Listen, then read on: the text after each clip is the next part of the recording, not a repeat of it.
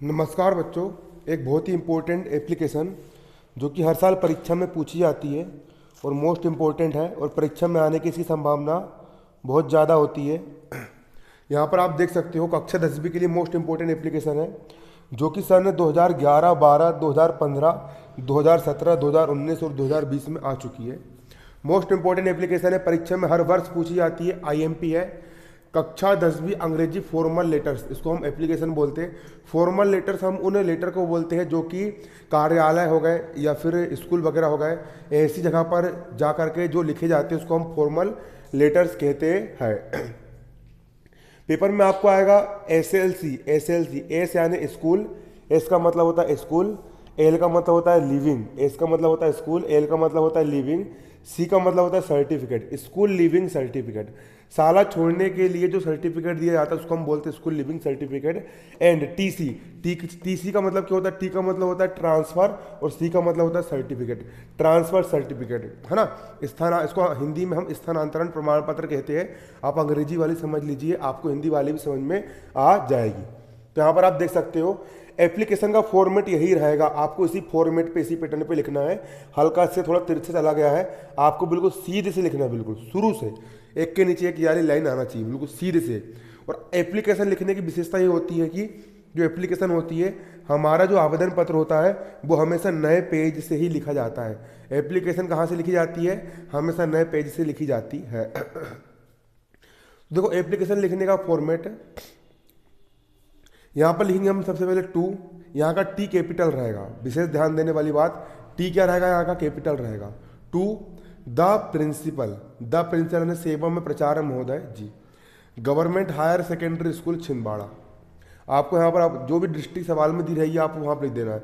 अगर स्कूल का नाम यदि क्वेश्चन में दिया है, क्वेश्चन में अगर स्कूल का नाम दिया है तो यहाँ पर क्वेश्चन में जो स्कूल का नाम दिया रहेगा, भाई स्कूल का नाम आपको यहाँ पर क्वेश्चन में लिखना पड़ेगा। उसके बाद फिर यहाँ पर आपको अपने स्टेट का नाम लिखना है, आप किस स्टेट में रहते हो, क्लियर। इसके बाद यहाँ पर आएगा आपका सब्जेक्ट। अगला यहाँ पर पॉइंट क्या रहेगा? आपका सब्जेक्ट का रहेगा। सब्जेक्ट का मतलब होता है विषय, हम किस विषय पर लिख रहे हैं, हमारा सब्जेक्ट क्या है, हमारा विषय क्या है। तो यहाँ पर आप समझिए सब्जेक्ट क्या है। सब्जेक्ट एन एप्लीकेशन, एन यानी एक, एप्लीकेशन यानी आवेदन पत्र। हम एक आवेदन पत्र लिख रहे हैं, है ना।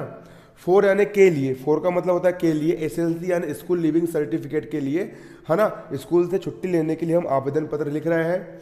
ट्रांसफर सर्टिफिकेट, ट्रांसफर का मतलब होता है स्थानांतरण प्रमाण पत्र प्राप्त करने के लिए हम आवेदन पत्र लिख रहे हैं। होता क्या है कि अब देखिए कि आप यहाँ पर, आप अभी यहाँ पर अपने स्कूल में पढ़ रहे हो, अब उतने में यदि आपके पापा को बाहर ड्यूटी करने के लिए जाना पड़े तो आप भी उन्हीं के साथ चल जाओगे, तो अब तो आपको भी फिर उन्हीं के साथ उधर रह करके पढ़ाई करना पड़ेगा।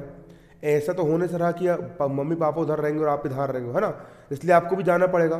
तो उसके लिए फिर एक स्कूल से एक प्रमाण पत्र मिलता है, उसको एक पत्र प्रमाण पत्र मिलता है, उसको हम बोलते हैं ट्रांसफ़र सर्टिफिकेट, है ना। उसके जरिए आप वहाँ के स्कूल में एडमिशन करवा सकते हो।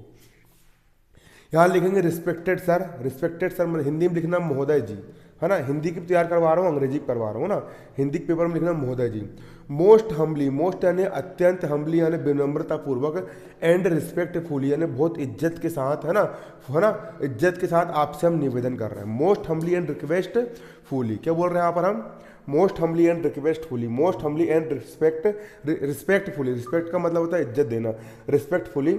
आई वेग टू से देट, आई यानी मैं, बेग टू से देट मतलब कि आपसे कहना चाहता हूँ कि, आई यानी मैं, एम यानी हूँ, ए यानी एक, स्टूडेंट का मतलब होता है विद्यार्थी। मैं एक विद्यार्थी हूँ, मैं क्या हूँ? एक विद्यार्थी हूँ। ऑफ क्लास 10, कक्षा 10वीं का एक विद्यार्थी हूँ। ऑफ योर स्कूल, ऑफ यानी का, यू आर यानी आपके, स्कूल यानी स्कूल। अब मैं आपके स्कूल का कक्षा 10वीं का क्या हूँ? होनहार विद्यार्थी हूँ।